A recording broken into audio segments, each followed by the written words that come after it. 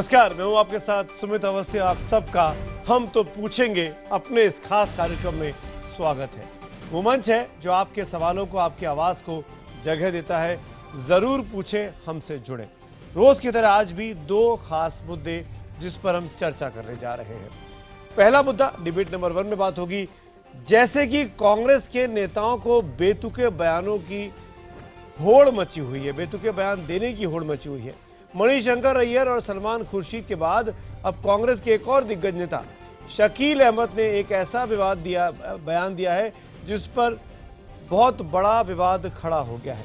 छोटा राजन और उल्फा के उग्रवादी अनूप चेतिया के बारे में शकील अहमद साहब कहते हैं कि अगर ये लोग मुसलमान होते तो उनके साथ ऐसा रुख नहीं होता। साफ तौर पर समझा जा सकता है कि शकील अहमद के इस बयान के बाद किस तरीके से राजनीति एक नया मोड़ ले रही है, क्योंकि भारतीय जनता पार्टी का ये साफ तौर पर कहना है कि कांग्रेस और कांग्रेस के नेता हर चीज को मजहब से जोड़ देते हैं। यहां तक कि आतंकवादियों को भी, खूंखार अपराधियों को भी मजहब के चश्मे से देखा जाता है।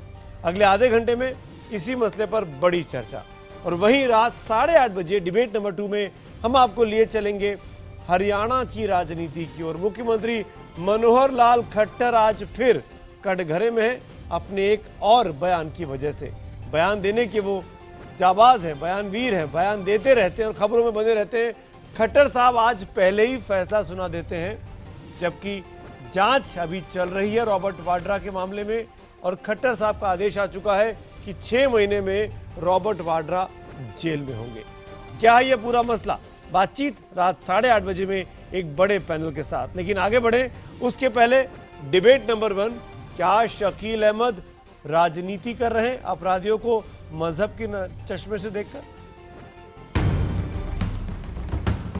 हम तो पूछेंगे में अगले आधे घंटे डिबेट नंबर 1, छोटा राजन मुसलमान होता तो। शुक्र है कि छोटा राजन और उल्फा का उग्रवादी अनूप चेतिया मुसलमान नहीं है। अगर वो मुसलमान होते तो मोदी सरकार का उनके लिए बिल्कुल अलग ही नजरिया होता। अगर ये दोनों किसी समुदाय विशेष के होते तो भारतीय जनता पार्टी और मोदी सरकार को ये कहने में एक जरा झिझक नहीं होता कि ये वोट बैंक की पॉलिटिक्स हो रहे थे। इसलिए मैंने कहा कि नैरेटिव जो है वो बिल्कुल डिफरेंट होता है।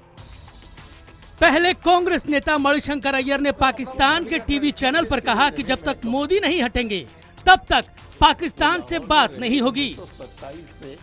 फिर कांग्रेस नेता सलमान खुर्शीद ने पाकिस्तान में जाकर नवाज शरीफ की तारीफ और पीएम मोदी की बुराई की। और अब कांग्रेस के नेता शकील अहमद माफिया डॉन छोटा राजन और बांग्लादेश से भारत लाए गए उग्रवादी संगठन उल्फा के मुखिया अनूप चेतिया के बारे में देश को बता रहे थे।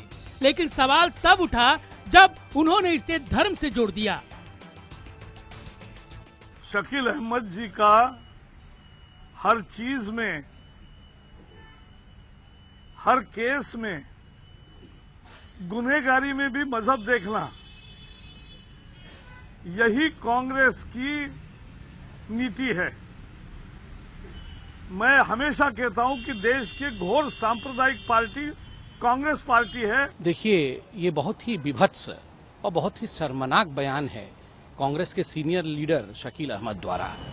उनका कहना कि आतंकवादी को हिंदू और मुस्लिम के चश्मे से देखा जा रहा है, इससे बुरा कुछ नहीं हो सकता है। कांग्रेस को इसके लिए तुरंत क्षमा याचना करनी चाहिए। हालांकि कांग्रेस भी अब यही सफाई दे रही है कि शकील अहमद के कहने का मतलब भी यही था कि आतंक को धर्म के चश्मे से नहीं देखना चाहिए। देखिए, सीधी सी बात है, उनका कहने का तात्पर्य यह है कि आतंकवादी तो आतंकवादी होता है, उसका कोई धर्म नहीं होता।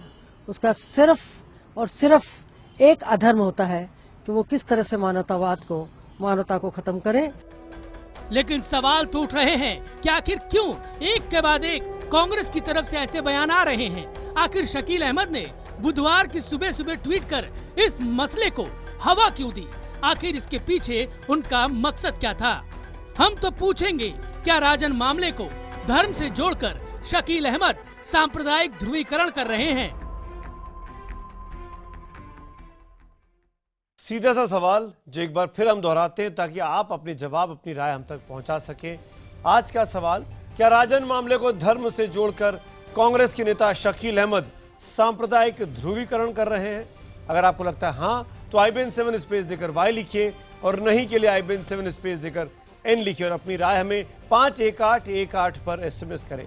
#HTP और #शकील मुस्लिम पॉलिटिक्स के जरिए भी ट्वीट कर आप हमसे जुड़ सकते हैं।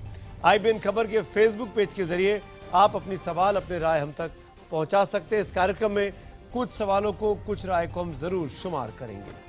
बड़ी चर्चा के लिए बड़ा पैनल जो इस वक्त हमारे साथ जुड़ रहा है, उसमें भारतीय जनता पार्टी के प्रवक्ता डॉक्टर संबित पात्रा, कांग्रेस के प्रवक्ता आलोक शर्मा, समाजवादी पार्टी के प्रवक्ता नावेद सिद्दीकी, लेखक और RSS के जानकार प्रोफेसर अवनिजेश अवस्थी और मुस्लिम धर्मगुरु खालिद रशीद फिरंगी महली इस वक्त हमारे साथ जुड़े हुए हैं।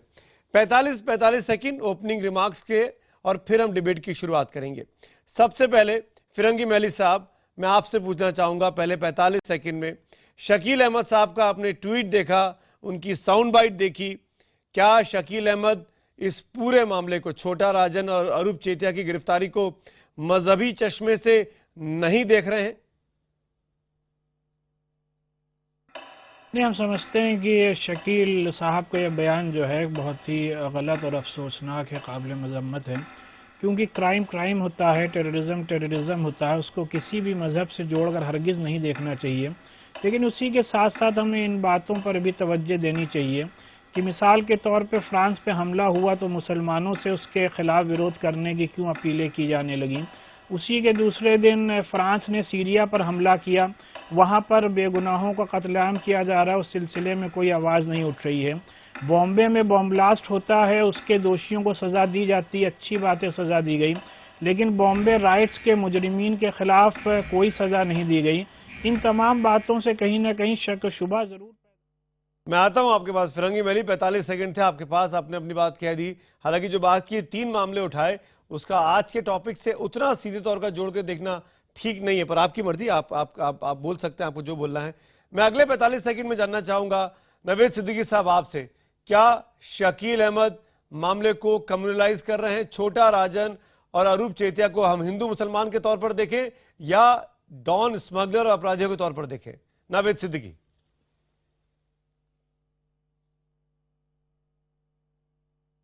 देखिए, दहशतगर्द जो है वो दहशतगर्द होता है, उसका कोई मजहब नहीं होता, कोई रिलीजन नहीं होता। अब उसको, उसके खिलाफ एक्शन जो है फौरन लेना चाहिए, लेकिन इतना वक्त लग रहा है और सारी चीज़ें इतना मतलब एक मैं कहूँगा कि बहुत ढील दी जा रही है। कहीं ना कहीं ये जो बात शकील साहब ने कही है कांग्रेस के, ये गलत है। इसको ये नहीं कहना चाहिए कि इसको मजहब से नहीं जोड़ना चाहिए सारी चीज़ों को। क्राइम है, जैसा कि अभी मौलाना खालिद रशीद साहब ने कहा, बिल्कुल सही बात कही। तो दहशतगर्दों के खिलाफ IPC में जो कोड दिया गया है, जो सारी चीज़ें हैं कि किसके खिलाफ कैसे मुकदमा दर्ज करना है, कैसे कार्रवाई करनी है, उसके खिलाफ एक्शन लेना चाहिए। सिद्दीकी साहब, 45 सेकंड हो गए, मैं लौटता हूँ दोबारा आपके पास। मेरे साथ अवनिजेश अवस्थी जी। अवनिजेश जी, मैं आपसे पूछूंगा, क्या शकील अहमद के इस बयान के पीछे क्या सोच है, क्यों उन्होंने ऐसा कहा? सुमित जी, मुझे लगता है कि कांग्रेस के लिए कोई नई बात नहीं है। उन्होंने बाटला हाउस एनकाउंटर के समय भी यही बात की थी, बम्बई जब हमला हुआ था 26/11, उस समय भी दिग्विजय सिंह ने यही बात कही थी, मणिशंकर अय्यर ने यही बात कही, सलमान खुर्शीद ने यही बात कही, शकील अहमद साहब ने भी आज उसी कड़ी में ये एक नई बात की है। पिछले 65 सालों में कांग्रेस ने जिस तरीके से इस देश को लगातार सांप्रदायिक आधार पर, सांप्रदायिक चश्मे से देखने की कोशिश की है, ये उसका एकदम ताज़ा तरीन उदाहरण है। मुझे लगता है कि देश के किसी भी धर्म के लोग, मैं किसी भी धर्म, पर्टिकुलर धर्म का नाम नहीं लूंगा, लेकिन किसी भी धर्म को संप्रदाय के लोग शकील अहमद की इस बात से सहमत नहीं होंगे, किसी भी हालत में सहमत नहीं होंगे। जी, आलोक शर्मा, पहली बात 45 सेकंड में मैं आपसे पूछना चाहूंगा। संबित, में आता हूं आपके पास। आलोक शर्मा, आपने तीनों पैनलिस्ट की बात सुनी, क्या शकील अहमद के इस बयान से कांग्रेस पार्टी की राय है औपचारिक तौर पर ये, या नहीं है? और दूसरी बात, आप क्या समझते हैं शकील अहमद ने ये क्यों कहा? देखिए सुमित जी, मैं समझता हूं कि उन्होंने जिस आशय में कहा है, ये बात जो वक्तव्य दिया गया है, उसको समझने में कहीं ना कहीं थोड़ी सी त्रुटि हो रही है।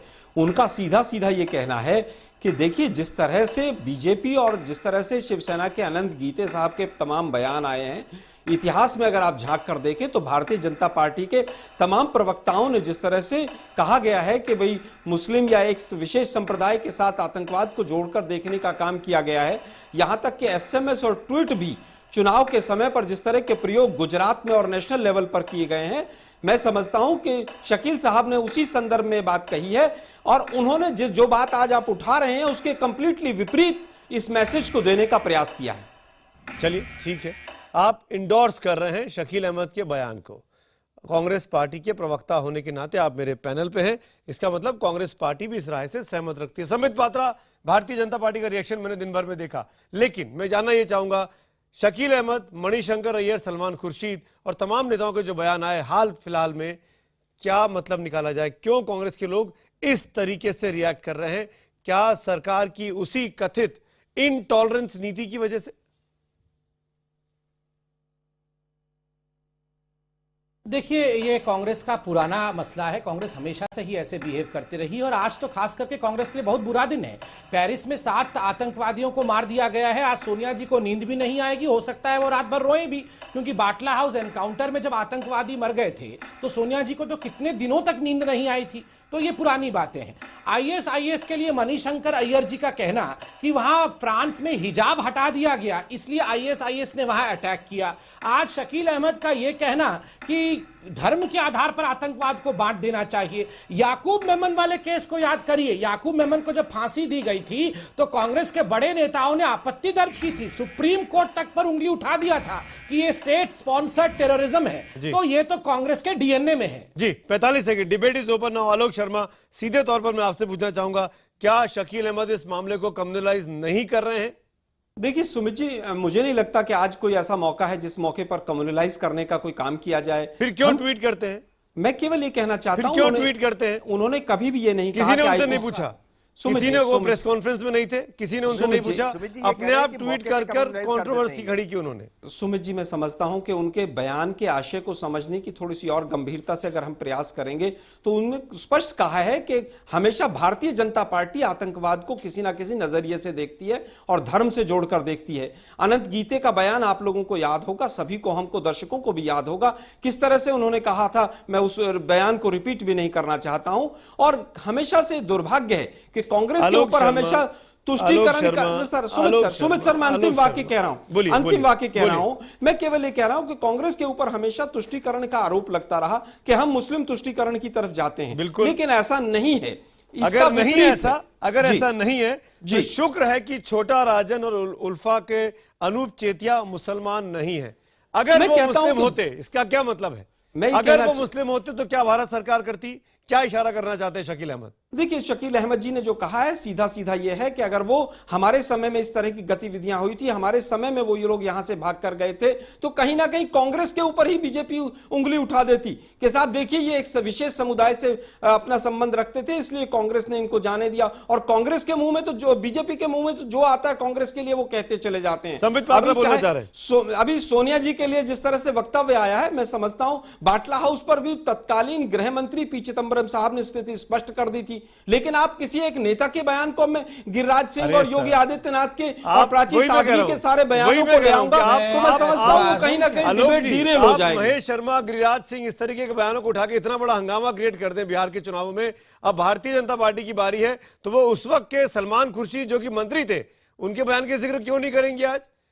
नहीं, हम ये नहीं कह रहे कि आप जिक्र नहीं कर रहे हैं, लेकिन कांग्रेस पार्टी ने आधिकारिक बयान सरकार के गृह मंत्री ने जब दे दिया था कि बाटला हाउस एनकाउंटर में पूरी तरह से एनकाउंटर था, वो कहीं पर कोई दिक्कत नहीं थी, तो उसके बाद बार बार विजय सिंह आज भी अपनी लाइन को टो करते हैं और वो आपकी पार्टी के महासचिव हैं आज भी, इस वक्त भी।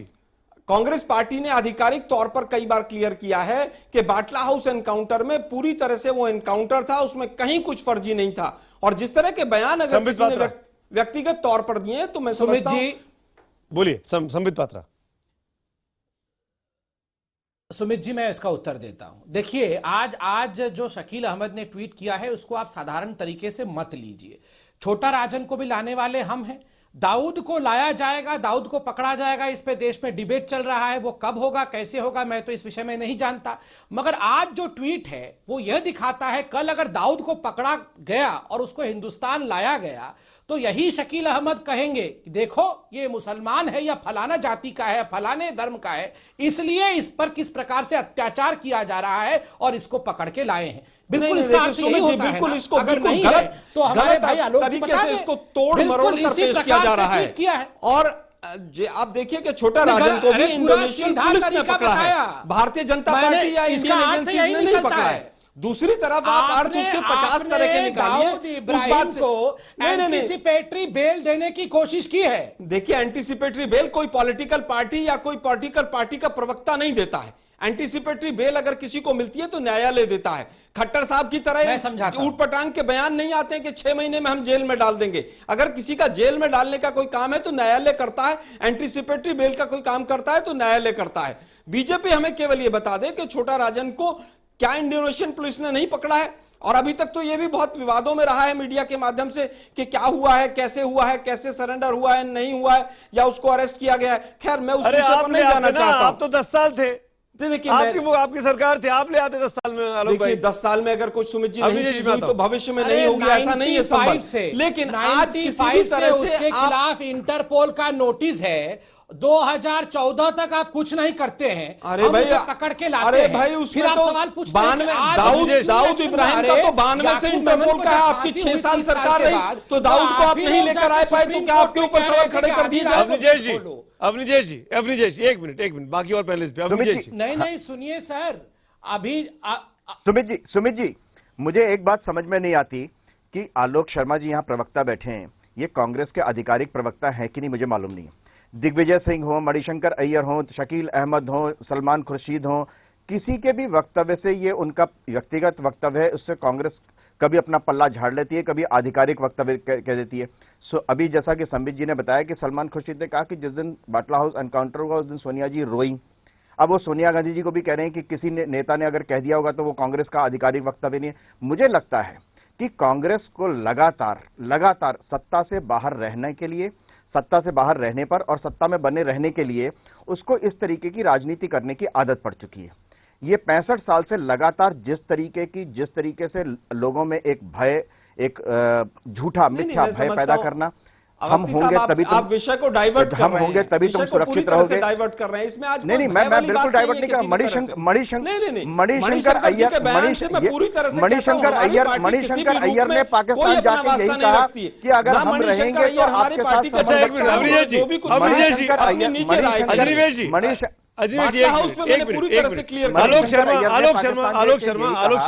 आलोक शर्मा एक मिनट, हम सत्ता में रहेंगे तो आपके साथ संबंध ठीक रहेंगे, नहीं तो संबंध ठीक नहीं रहेंगे। अवस्थी जी एक मिनट आलोक शर्मा हो गई है कि वो देश के बाहर जाकर के भी देश की, मैं आता हूँ फिरंगी वैली साहब, नावेद साहब मैं आता हूँ, लेकिन एक सवाल मैं आलोक शर्मा से पूछ लूं। आलोक शर्मा, आप कांग्रेस पार्टी के औपचारिक ऑफिशियल प्रवक्ता के तौर पर मेरे साथ जुड़े इस डिबेट शो में, आप लाइव शो में हैं मेरे साथ? बिल्कुल पार्टी ने आधिकारिक तौर पर आपको मेरे शो में भेजा है? बिल्कुल हमने नहीं कहा कि हमको आलोक शर्मा इस डिबेट शो में चाहिए, पार्टी ने आधिकारिक तौर पर, आपकी मीडिया की टीम ने आपका नाम दिया और आप मेरे साथ हैं। अब मुझे बताइए, मणिशंकर अय्यर, सलमान खुर्शीद, इनके बयानों से जिनसे आप पल्ला झाड़ रहे हैं कि उनका ये निजी बयान होगा, पार्टी का औपचारिक बयान नहीं है, इनके खिलाफ कार्रवाई क्या की गई? अगर ये निजी बयान देने को स्वतंत्र हैं तो पार्टी के क्या तमाम नेता कल ये नहीं कहेंगे कि आलोक शर्मा जो आज यहां बैठ के बोल रहे हैं ये उनका निजी बयान था? देखिए मैं समझता हूं सुमित जी, 2 बयान वहां पर आए हैं, ना ही वो किसी पार्टी का प्रोग्राम था, ना ही वो सरकार की तरफ से गए हैं, ना ही वो पार्लियामेंट की तरफ से गए हैं। अगर निजी प्रोग्राम में जाकर कोई व्यक्ति कोई बात करता है तो ये भी निजी प्रोग्राम है जिसमें आप बैठे हुए हैं? नहीं, ये बिल्कुल निजी प्रोग्राम नहीं है, कांग्रेस पार्टी प्रोग्राम है। देखिए व्यक्ति जाकर के नहीं बोल सकता वहां पर। देखिए मैं समझता हूं पूरी तरह से कार्रवाई करिए ना आलोक जी। मेरा शिकायत यह है कि आपकी पार्टी ने कार्रवाई नहीं की मणिशंकर के खिलाफ, एक लाइन की खबर भी नहीं आई कि राहुल गांधी ने उनसे जवाब तलब किया। देखिए मैं समझता हूं जो टॉप लीडरशिप है उसने पूरी तरह से उस बयान को उसका संज्ञान लिया है और कहीं ना कहीं उसके ऊपर क्या करना है मंथन चल रहा है। टॉप लीडरशिप कौन सी है आपकी? ये नहीं, टॉप देखिए, लीडरशिप कौन सी है? दिग्विजय सिंह, सलमान खुर्शीद, मणिशंकर अय्यर, ये टॉप लीडरशिप में नहीं आते आपके? ये कौन से ये कौन सी लीडरशिप है आपकी? अवस्थी साहब, आप आरएसएस से जुड़े हुए नहीं, व्यक्ति हैं, तो आलोक जी, आपको पूरा तरह से वो टॉप ये बता लीडरशिप दीजिए, ही नजर आता है। हमारे यहाँ पर लोकतांत्रिक पार्टी है। बता दीजिए, मणिशंकर अय्यर, दिग्विजय सिंह, सलमान खुर्शीद आपके किस स्तर के नेता हैं? मैं आगे बढ़ता हूं। हमारे यहाँ पर कोई स्तर नहीं होता है आरएसएस की तरह कि ये संघ प्रमुख हैं, तमाम हैं। हाँ, हमारे यही मैं यहाँ कह रहा पर हूं कि आप पार्टी इस का तरह ही बात ऑर्गेनाइजेशन करते हैं। स्ट्रक्चर है, ये अच्छा और हुआ, ऑर्गेनाइजेशन ये अच्छा हुआ आपने स्ट्रक्चर कह में दिया। सोनिया जी फिरंगी हमारे मैली अध्यक्ष साहब, हैं, फिरंगी मैली माननीय साहब, राहुल गांधी जी फिरंगी हमारे मैली साहब, उपाध्यक्ष फिरंगी हैं। मैली साहब, फिरंगी मैली साहब, एक मिनट। आपके यहाँ कोई स्तर नहीं होता, आप अजनीवेश स्तर जी। की बात नहीं करते। नहीं, ये मैंने अच्छा कहा हुआ। आरएसएस की तरह अजनीवेश जी, हमारे एक पास स्तर मिनट। नहीं होता। हमारी फिरंगी मैली ऑर्गेनाइजेशन साहब, भाई अपना प्रॉपर थोड़ा एक सा। फिरंगी constitution मैली के साहब, तहत चलती है। सवाल हुआ था राजनीतिक शकील अहमद अपने पर राजनीतिक और आप ले लोकतंत्र गए का फ्रांस पर, सम्मान बराक करना ओबामा सीखिए। पर और मुंबई लोकतंत्र का पर। सम्मान करना सीखिए। सत्ता से क्या बाहर रहने ये पर आप जोड़कर लोकतंत्र क्यों देख रहे हैं इन घटनाओं को? शकील अहमद के साथ बराक ओबामा के बयान को या मुंबई हमलों के बयान, मुंबई दंगों के मामले को आप जोड़कर क्यों देख रहे हैं? आप क्या आप नहीं इस पूरे मामले को कम्युनलाइज करने की कोशिश कर रहे हैं? फिरंगी मैली नहीं, कतई तौर पे नहीं। चाहे साक्षी का बयान हो, चाहे गिरिराज का बयान हो, चाहे हम शकील या मणिशंकर अय्यर का बयान हो, ये तमाम बयानात जो हैं वो हम ये समझते हैं कि इनकी मजम्मत की जानी चाहिए। हम लोग भी मजम्मत करते हैं। और कोई भी लीडर, चाहे इन गवर्नमेंट हो या किसी पॉलिटिकल पार्टी का हो या कोई रिलीजियस लीडर हो, जो भी एक अहम पोजीशन में बैठा है, उसको चाहिए कि कम से कम मुल्क के बाहर जा करके कोई ऐसा बयान ना दे जो कि अपने मुल्क की पॉलिटिक्स या सियासत से मुताल्लिक हो, जिससे कि मुल्क की इमेज बाहर ख़राब हो। इसकी जिम्मेदारी हम समझते हैं सबको रखना चाहिए। हमने जो वहाँ के एग्जाम्पल दिए हैं वो कहीं ना कहीं उससे एक ये मैसेज ज़रूर जाता है कि कहीं ऐसा तो नहीं कि मज़हब की बुनियाद पर लोगों के साथ तफरीक की जा रही हो। ये एक ऐसा मौजू है जिस पर कि अलग से डिबेट होना चाहिए कि इस मुल्क में आज तक हज़ारों कम्युनल राइट्स हो चुके हैं, लेकिन उसमें लोगों को अभी तक सजा नहीं दी गई। नवेद सिद्दीकी, इन परिस्थितियों में जो आज बयान दिया शकील अहमद ने, जिसकी आप मजम्मत कर रहे हैं खलेआम, सर मैं आता हूं संबित पात्रा, जिसकी आप आलोचना कर रहे हैं, मजम्मत कर रहे हैं नवेद सिद्दीकी, क्या इन परिस्थितियों में भी आप कांग्रेस के साथ मणिशंकर अय्यर का बयान, शकील अहमद का बयान, सलमान खुर्शीद का बयान, क्या उत्तर प्रदेश चुनावों में महागठबंधन करेंगे, जिसकी ओर इशारा किया था मुख्यमंत्री ने आपके?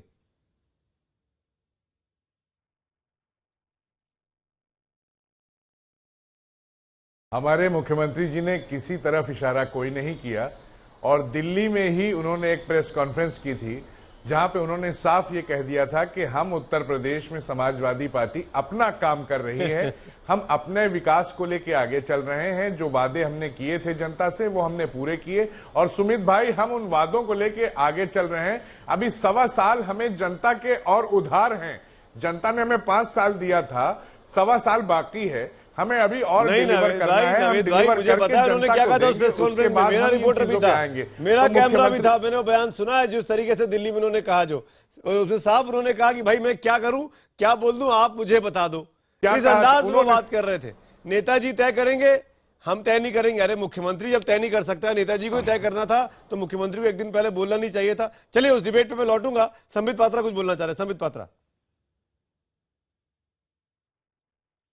जी। अवस्थी देखिए, ये जो मणिशंकर अय्यर, सलमान खुर्शीद, शकील अहमद, ये सब जो बयान दिग्विजय सिंह ये जो बयान देते हैं, इससे जो पार्टी अपने आप को डिस्टेंस कर लेती है, ये फिनोमिना समझना पड़ेगा। अब देखिए, पार्टी कहती है ये नॉन स्टेट एक्टर्स हैं, ये लोन वुल्फ नहीं है, ये नॉन स्टेट एक्टर्स हैं, ये बोलते रहते हैं।